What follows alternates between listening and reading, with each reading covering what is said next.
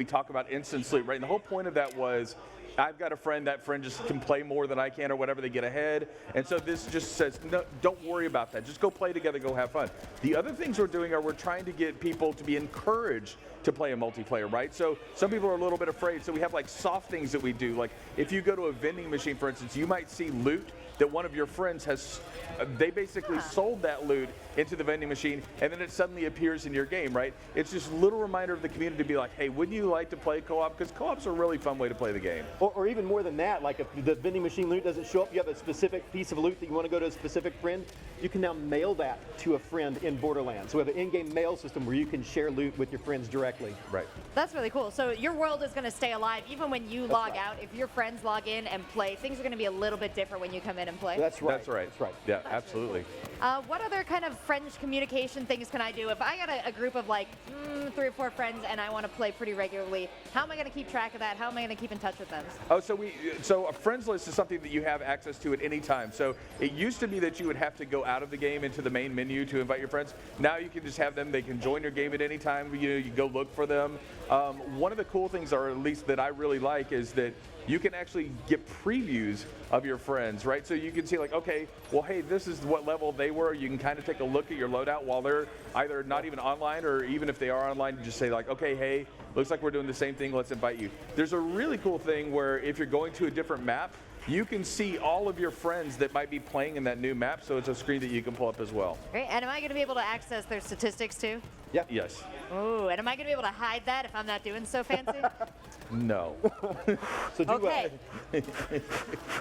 Working myself up to this. We're going to do great in this game. Yeah. All right. There are so many different guns to play with. We saw a couple of them in the trailer. What's familiar? What's new on the weapons front?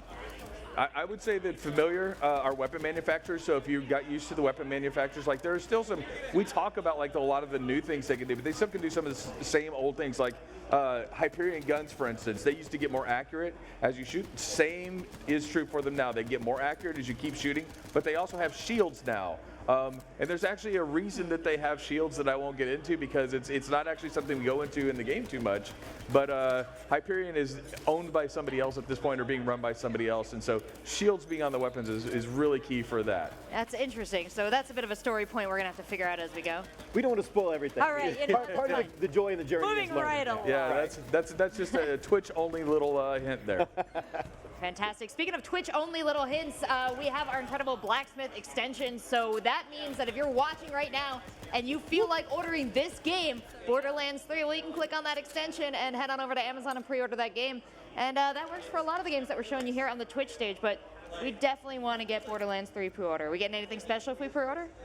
Yes, I think you are getting things that are special. Boy, you kind of caught me on this spot. You know, you don't have to list what they are. That's Yeah. more surprises that Yeah. you guys have to find out by doing your own online research. There are pre-order bonuses, and they're really cool. So yeah, you'll have to get that list somewhere else. But you mentioned Twitch extension. I have Yes. to talk just for a second about, we have made a special, worked with Throughout. Yeah, speaking of common entertainment, let's take it over to the bad guys of your game, the brother-sister duo that run the Yes. call. They are brother and sister. Yes. Okay, because I was going to attach it to Game of Thrones. Little Lannister vibe there. You know, there's a little bit of that going on. Well, maybe I'm reading too far into it. That's just So their names are Troy and Tyrene Calypso. They are twins, even though they're not not fraternal twins. They don't look exactly alike. Right. Or not identical twins. Sorry. Yep. But they are twins, and the little bit that we teased and shown, a lot of great speculation, and I don't want to go over that, but definitely you can see that they have tattoos on their arms, which means something in the Borderlands universe. Some really ingenious fans have looked at that. That's tied into the story. You've seen them already. They've done the impossible, like in Pandora. Like Pandora you saw in Borderlands 2, like our bandits, there were some bandit clans where they started to get together and do, but they were still, bandits are wild and all that. The Calypso twins have united them in they've got like a great 10,000 strong cult, I want to say. millions of followers Million. strong, Yeah. right? Cult called the Children of the Vault. In Borderlands 2, remember one of our weapon manufacturers were the bandits. Like the bandits were starting to like cobble things together, like broken glasses and bits of like. Yes, They're I think now so. what we call COV, Children of the Vault Weapons, is the manufacturer there. And the Calypso twins have, in their strange way, they're kind of like if you imagined a streamer militarized their influence. Yeah, it's a cult of personality It is for sure. absolutely It is. You know, imagine it's the worst streamer you know. You know, they're just awful people. But you know, I would say good intentions, but they don't have good intentions. I think that's just something people say.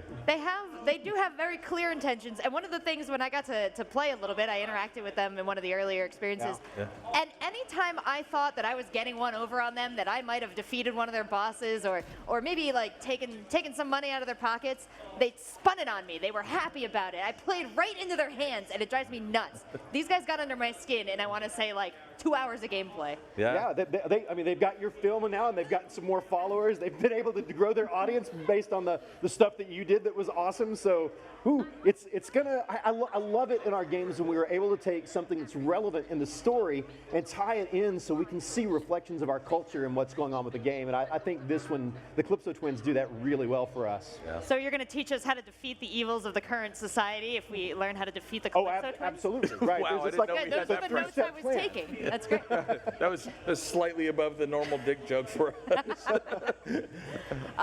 Yeah, I got no dick jokes for you, but I do have a question about the All right. guns that our bosses are going to have, which I want to say metaphorically equivalent. Yeah. The first boss I got to fight was a bit of a musical aficionado, and he had a very cool weapon that did so many interesting things when he fired it. Yeah. It really took over the room. It was bouncing and musical notes and colors and things. Yeah. And as I understand it, when I defeated him and I got his gun and I fired it, it also took over the room and did all those fun graphics. There's no downgrade from the boss weapons when the boss uses them when you pick them up now.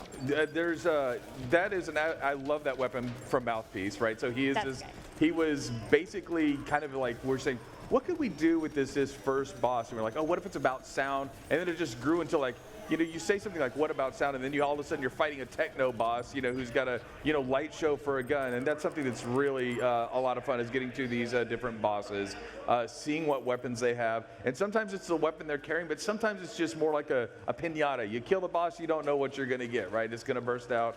A lot of different legendaries. This game has a ton of legendaries in it for people to find.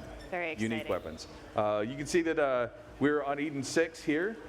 This is something else we're showing new for E3. This is a planet that is basically was based a little bit loosely on a bayou from Louisiana. Yeah, Space Louisiana. Yes, Right, Space there you go. Louisiana there. Space Louisiana. Yeah. Louisiana. I like how you pronounce it better. I'm from Louis- Arkansas, so I may I'm from New hybridize. Jersey. I got no corner in the Louisiana. pronunciation game. But yeah, it's in space. You know, complete with the volcanoes that are in Louisiana. Right. It's what we're all familiar with that landscape. You know, and earlier we saw there was somebody saying, you know, they had a crew challenge completed. That's another new thing for us. So we do a lot of things about exploration in the game, right? And if you look, you see that we have a mini map in the top right corner there, and that mini map has what we call Fog of Discovery. Not Fog of War, Fog of Discovery. It's just show you where you've been, so you'll go into every nook and I love cranny. Yeah. You got to light up the map. That's From my right. World of Warcraft days, you got to light up every corner Every of that. corner. Right. And that's going to be really helpful because one of the things I tend to do in RPGs is double back a lot. So that's going to keep you moving forward really helpfully. Yeah, so we used to have vault symbols in the game, and now we've expanded upon that with these crew challenges where they're not quite missions, but there's something that you're doing for people. So like Claptrap has this thing where you go and you find different parts, because Claptrap, well, he's lonely. Yeah. You know, and he's looking for a companion. The best way for him to find one is to build one. Yeah. So you go find different parts, and so that's part of the crew challenges. You have this larger story from, you know, doing, I don't want to say small tasks, but not as big as, say, a mission or something of that nature. Oh no, we're taking a look at the weapon here. One of the other cool things you've added is interesting alternate fires and different things to do once your gun has run out of ammo. This is one of my favorite things that Paul and his team added on there.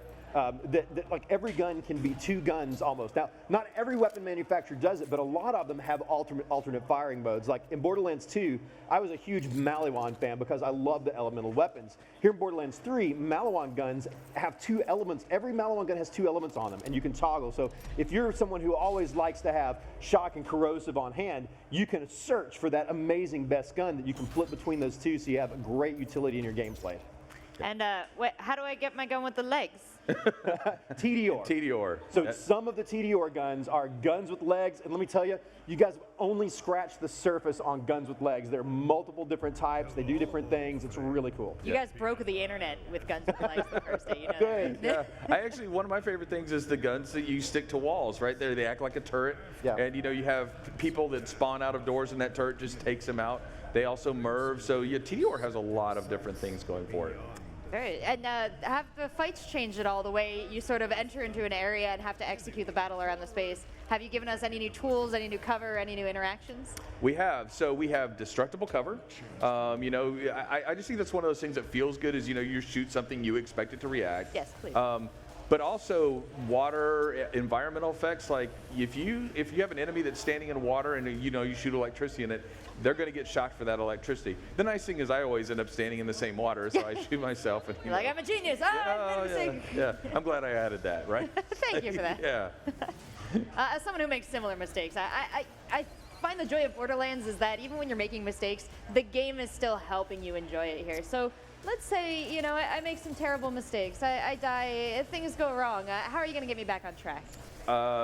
Well, Second Wind is, something that we've had for a long time. It's Borderlands 1. Yeah. And, it's fight for your life, and then you move into Second Wind. And that's actually one of those features I never wanted to touch because I like it so much. It's, hey, as long as you...